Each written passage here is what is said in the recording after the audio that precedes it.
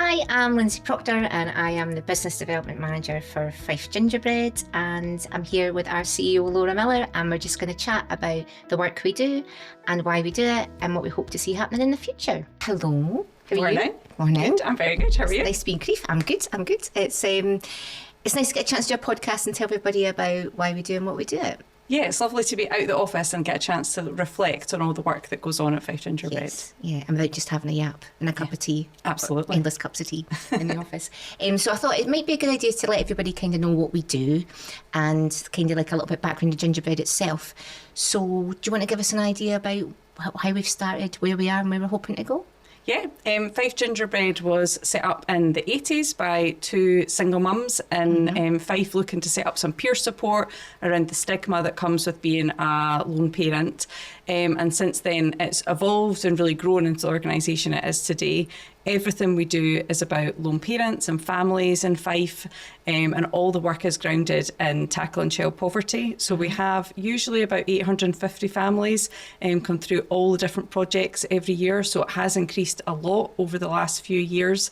And all the projects span from early years to volunteering, employability, family learning activities. So there's lots of different avenues for families in Fife to get involved with Fife Gingerbread.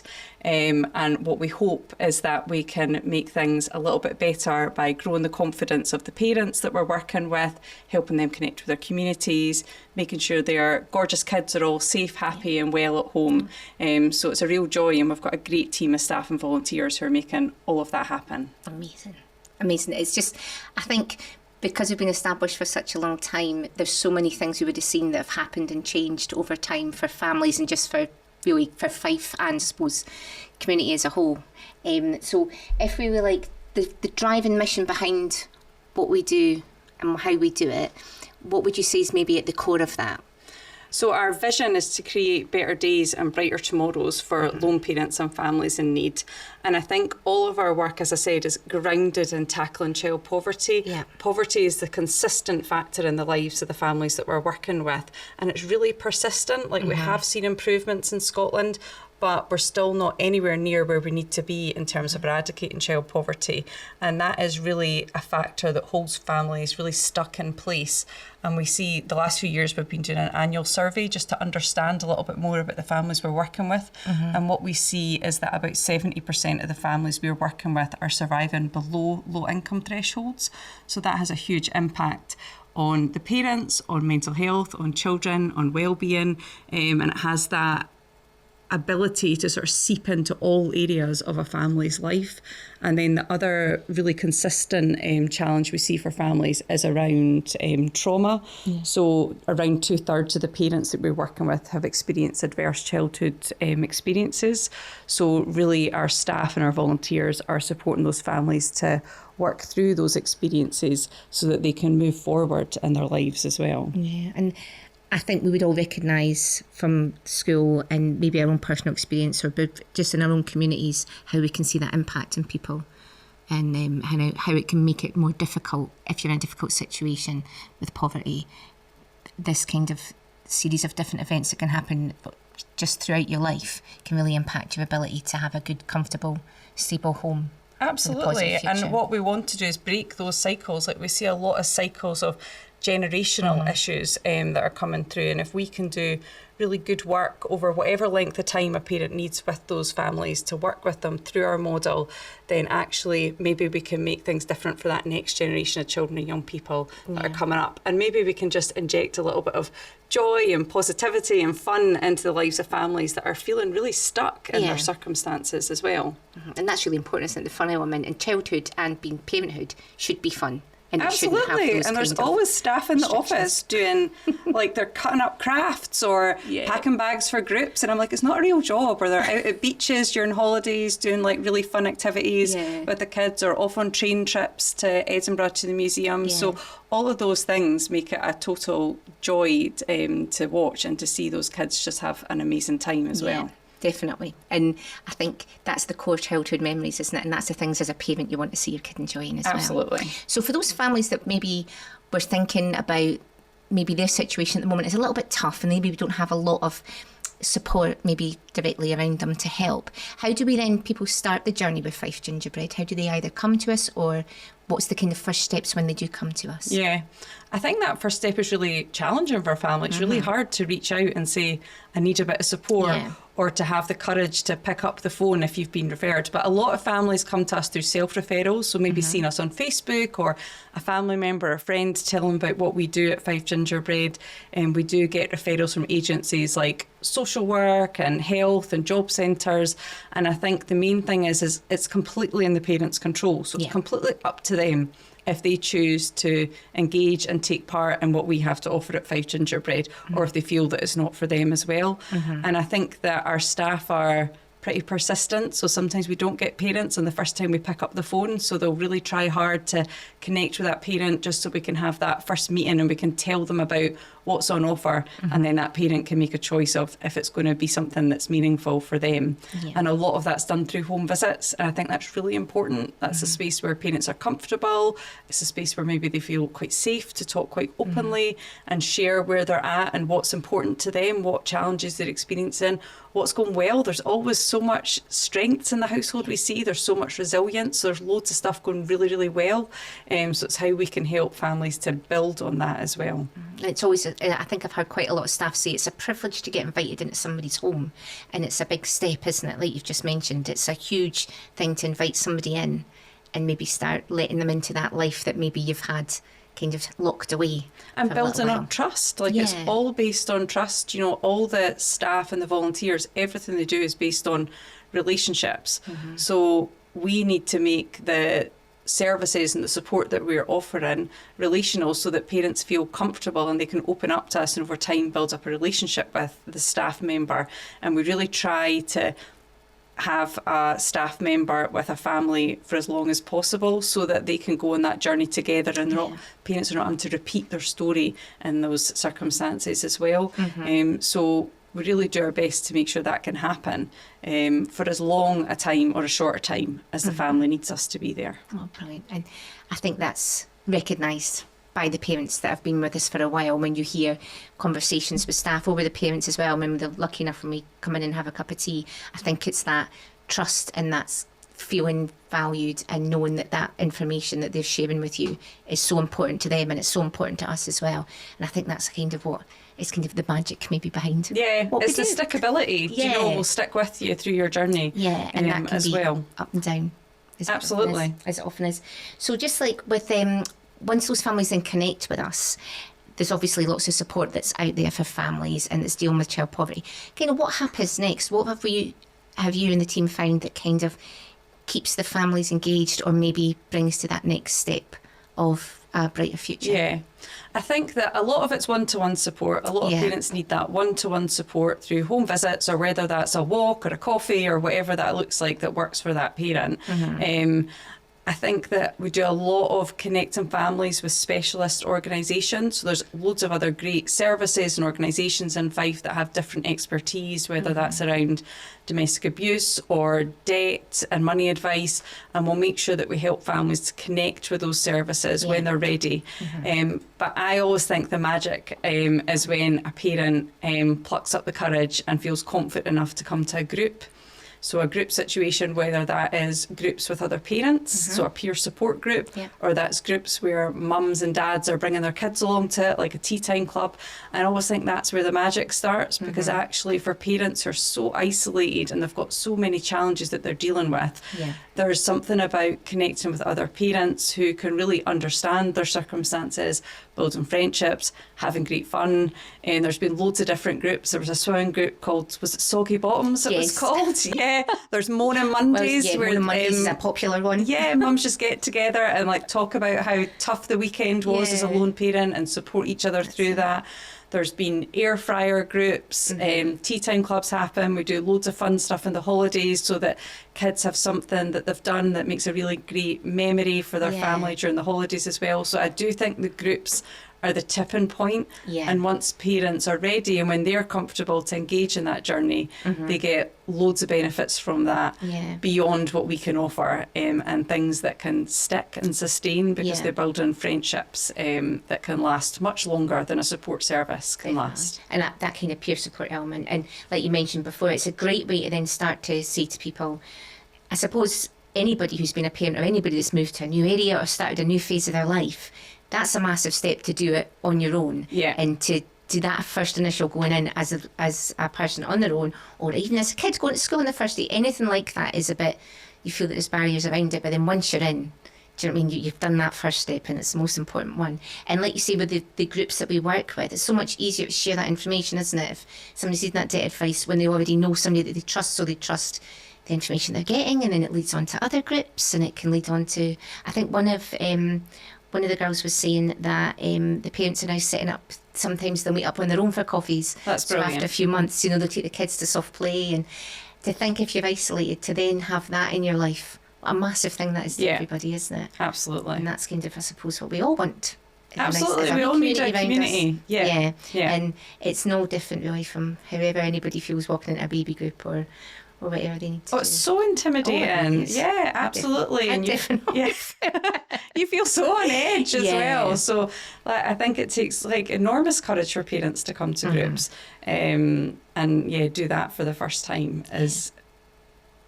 just takes a load of bravery to do it. Yeah. And then when they've kind of done that with Fife Gingerbread, and sometimes when we get, it can take, as you say, 6 months, 6 weeks, 6 years sometimes for some people. Yeah. And once they crack that, and then they've got that one-to-one support, they know some people. What kind of things have families went on to do? Or can you remember times when there's been, you don't want to say success story, because everybody having a family is a success if they can keep their children warm and happy. But if we had families that have kind of went through a journey with us, where maybe their destination and where they are now was unexpected to them, or was something that was kind of really sticks out to you at all? I think it's really difficult because our model, so it's really simple. It's engage, support, progress, and that's all we're trying to do with families. And progress, I think, looks different for everybody, and it looks different for all the 850 families that are coming through Fife Gingerbread. What they want to achieve and what success looks like for them is completely different. I think our hopes are that parents can leave when they're ready with the skills and the resilience to manage their own life well. They are the constant for their kids and their lives, not us as a charity. They are the constant. So if we can set them up for success to be a great, confident, happy parent that knows where there's different support, because life is hard and think bumps will come up along the road, but they know where to go for that support. That's really what we want to achieve. We do get sort of more traditional success where people move into jobs or move on to education, to university or whatever that might look like for them. And then we also have a parents forum. So we've got a group of parents who we meet with every couple of weeks, and the purpose of that group is to make sure that the voice of lived experience, the voice of families who've actually experienced those challenges, who've been through our services at Fife Gingerbread, are part of how we plan and develop and move forward as an organisation. So that's been really, really valuable, and that's been a really important sign of success for us as an organisation, that we've got this core group of mums, because most lone parents are mums, who engage with us on a regular basis, give us brutally honest feedback at points about things things that we could do differently, things we could do better, things they would like to see more of. And they've really been a really important driving force for us as an organisation as well. And that kind of makes me think about the strategy that we launched last year. Stargazing. And rockets and all that kind of stuff. So again, massive big change there, and a huge undertaking, I think, for the staff, for the mindsets, for everything else. It was a real shift. Sometimes it's easy to do strategies, I think, for different businesses, but when you actually implement it, and it does change work patterns and aspirations for where you want an organisation to go, it takes a lot of time, takes a lot of embedding, takes a lot to bring everybody with you. But going back to that, I think the first stage of that was things that parents maybe have brought to us, or reflecting on the work that we've done and what parents have kind of got out of that, and where we see, do you know what I mean, the changes that they have brought to us. So would you say going into that strategy was that maybe the reflecting part was really important at the beginning? hearing back from parents? Yeah, I mean, so the strategy, I think we spent 12 to 18 months developing. It is a 4-page document, so it sounds a bit ridiculous when I say that. Yeah. But I think the effort that we put in at the beginning of understanding where parents were at, the external factors. So we've just been through COVID and a cost of living crisis. We're still in a lot of that crisis just now, but really thinking about all the external factors, the voice of parents, staff, families, the board, external stakeholders.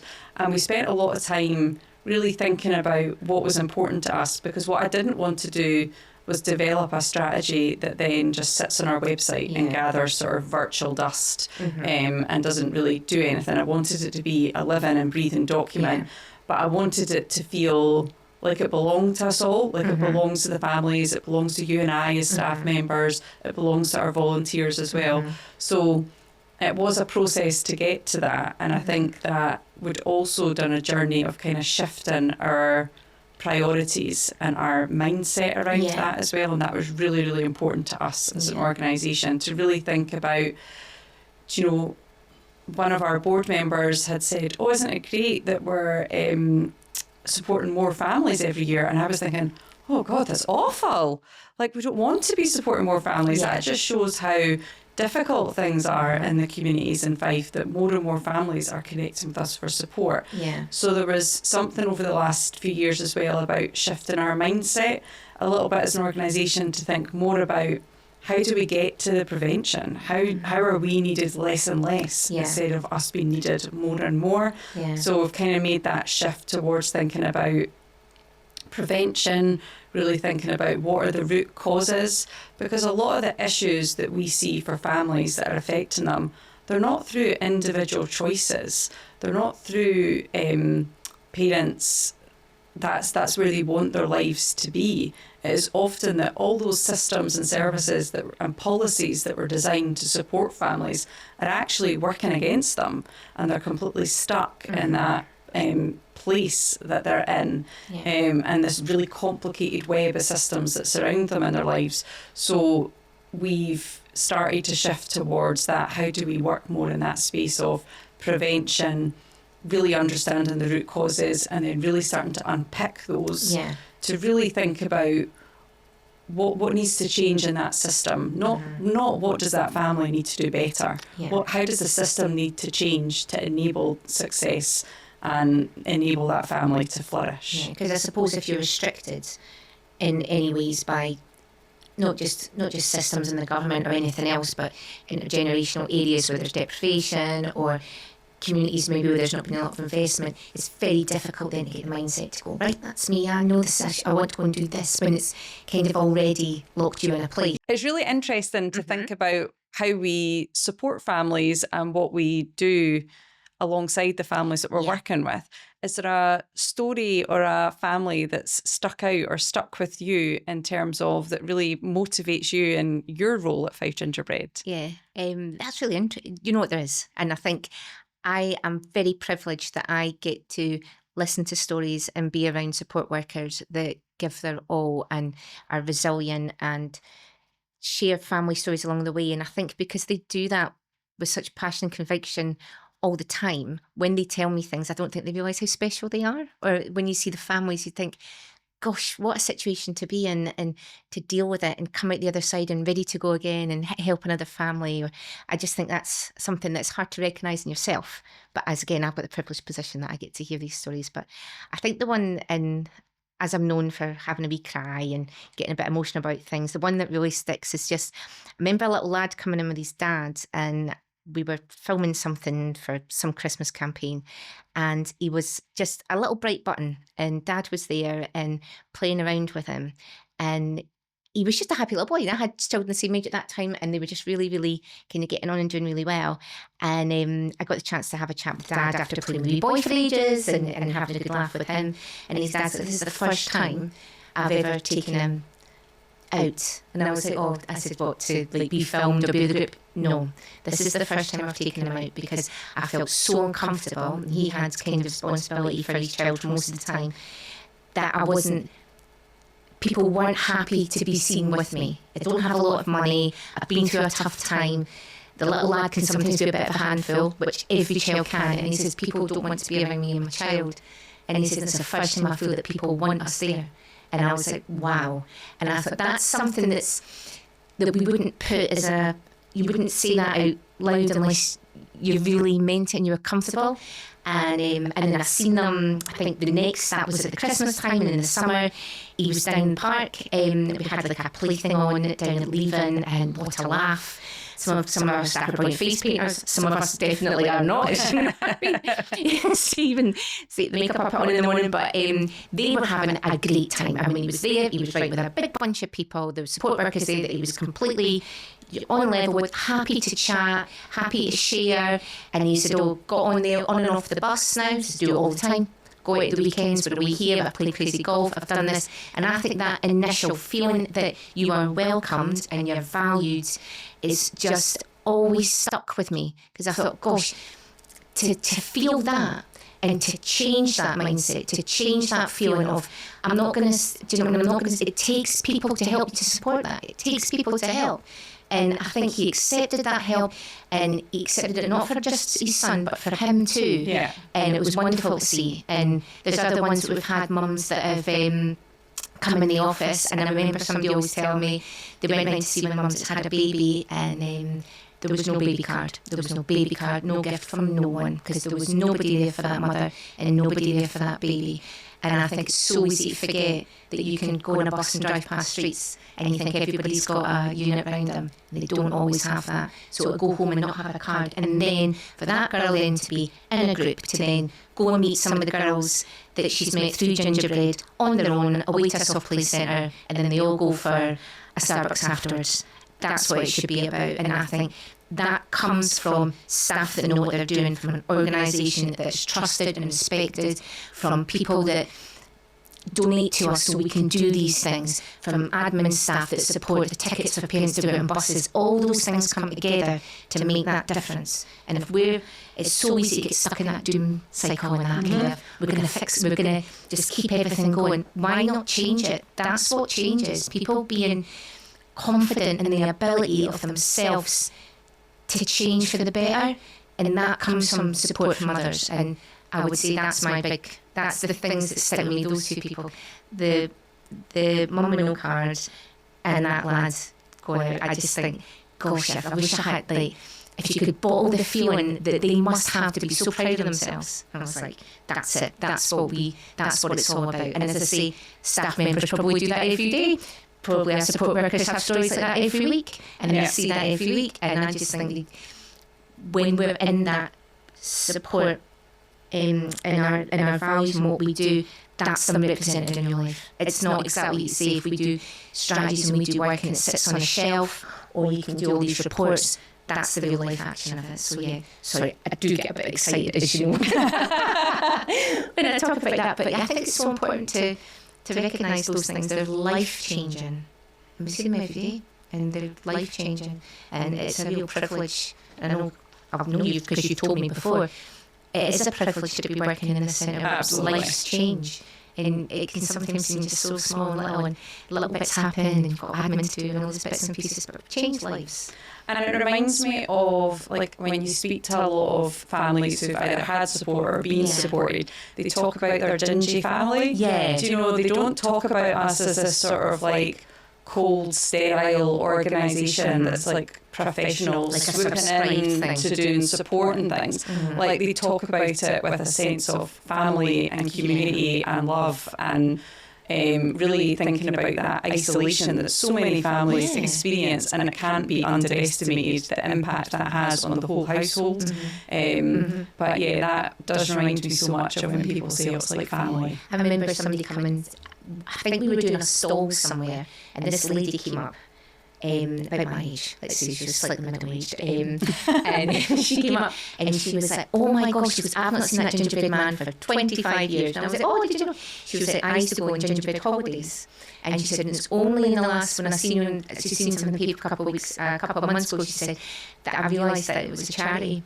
I thought it was a fun day out And she goes, I remember my mum having friends, and my mum would cry sometimes she'd speak to somebody, but she was okay. She goes, but I just went to school and went to Gingerbread, and we went out when we used to go out on holidays. And she goes, I just thought it was a Gingerbread fun day. Never thought it was a support service. She said, but I knew it made my mum happy, and I knew that was the thing that I noticed, was my mum was happier with having Gingerbread. She says, as a wee kid, no idea what social services was, no idea what any of the background, the trauma she was going through, but I knew Gingerbread made my mum happier. She goes, and that's what I remember. And she was going to give us a donation as well, so I absolutely love it. But yeah, and that's what you want that legacy to be. Do you know what I mean? You don't want it to be reports on that, to remember that as part of the journey for a child, that we were there to make mum and dad feel a bit more supported and give them opportunities to do things. So, and reduce that stigma. Like, you hear a lot from parents about the stigma that they feel, or like that dad describing that sort of sense of shame, I guess, or judgment that he was feeling as well. So it's how we can deliver really good support for families that feels really normal and really equalising as well, so that we reduce that stigma that still exists around lone parents and young mums and single dads that shouldn't, but it is still there. And there's that unconscious bias, and we can't tackle everything that's maybe not quite right in the side, but there is that thing that we can, everybody, whether they work in the third sector, whether they're supported or whether they do provide support, just be a little bit more kind of aware that you really don't know what's happened to some people to be in the position that they're in. And I think that applies to, I think, schools and workplaces and everywhere we go. You really don't know, and I think that's something that we try to bring to Fife. And when we do any work about any policy work, or when you're advocating for families on a wider scale, I think we try and bring that in, that, you know, you see, nobody wants to be in situations where life is tough, where money's short, where you're needing an extra support and you're needing that hand to kind of help you up a little bit. Nobody's looking to be in that situation. And I think it's really important to make sure we're all a little bit kinder. Thanks very much for joining us for our first episode of our podcast. We'll be back shortly with another one for you to listen to.